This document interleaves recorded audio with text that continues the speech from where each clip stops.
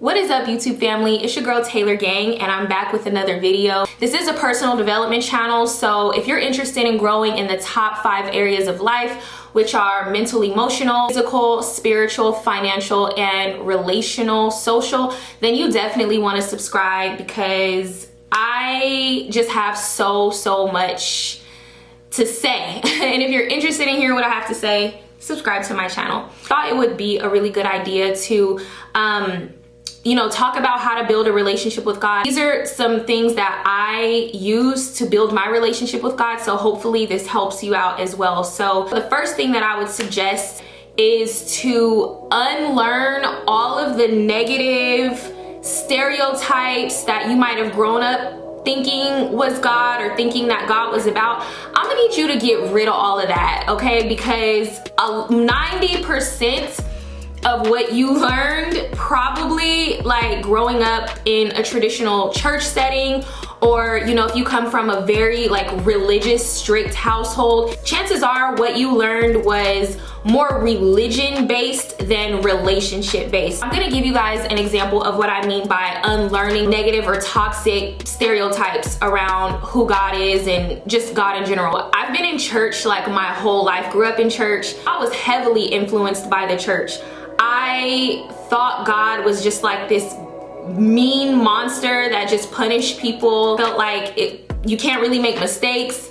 Everything you did, you were gonna go to hell. I felt like I couldn't be myself and serve God because I wasn't the stereotypical Christian archetype. Honestly felt like in order to be like a Christian, like a good Christian, you had to be very strict. You had to be very black and white, no nonsense. You had to be like very judgmental. And if you know me in person, you know that that is like not me at all. All of the stereotypes I had about God, I really had to commit to unlearning that. So yeah, if you have those like negative stereotypes and thinking that you can't really be yourself and you can't have fun and you can't laugh and stuff, you have to unlearn that real quick, and your relationship with God will flourish because now you're leaning on God's guidance instead of the church or instead of other people's expectations of what you should be as a Christian. The second thing that I want to say about building your relationship with God is instead of following God because somebody else told you to, or somebody else, they're putting pressure on you to serve God because it's like, if you don't do it, you're gonna go to hell. If you have that type of relationship with God, then try to take a step back and come at it from a different angle. So how I really got close to God, you guys, is I fell in love with the work of Jesus. Like I just became like a fangirl of his work, and I got familiar, and I'm getting familiar, and I'm just now scratching the surface, but I'm getting familiar with who Jesus really is, and fall in love with Jesus's work. Become a fan of his and follow him because you genuinely see him as the God of your life. Fall in love with the entirety of who he is, not just seeing him as like a disciplinary like parent that just punishes you when you do something wrong. Like Jesus is so much more than somebody who just punishes people when they're wrong.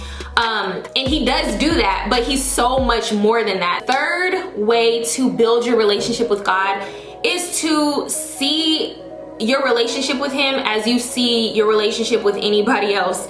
So if you're trying to build a friendship, you meet somebody and you want to build a friendship with them or a romantic relationship with them, and all of that, what do you do to build a relationship with them? Well, you spend time with them. You call them, you text them, you ask them questions, and you build intimacy with that person. And I don't think people understand that it's like the same process because God is so much higher than us. Like he is like up here. So I think a lot of us think that there's like a different like method to building a relationship with God, but it really is that, I don't want to use the word simple, but it's that same process that you would use to build a relationship with anybody else. You become very intentional about spending time with God. So for me, it's deepening my gratitude practice. So reading the Bible. I think people are afraid to read the Bible. I know I was. Also prayer. I'm very intentional about prayer. Every single night I pray like a formal prayer, you know, where I get on my hands and knees on my bed and I pray, like, you know.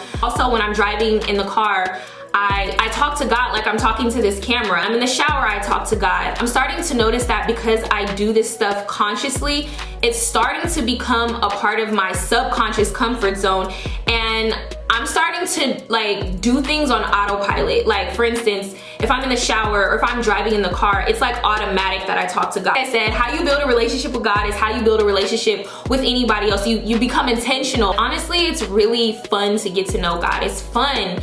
It's fun to be part of his bigger plan because he's the reason why we're all here. And not only is he the reason why we're all here, but he was kind and gracious enough to customize all of our life purposes to serve him, but to also do it in a way that's aligned.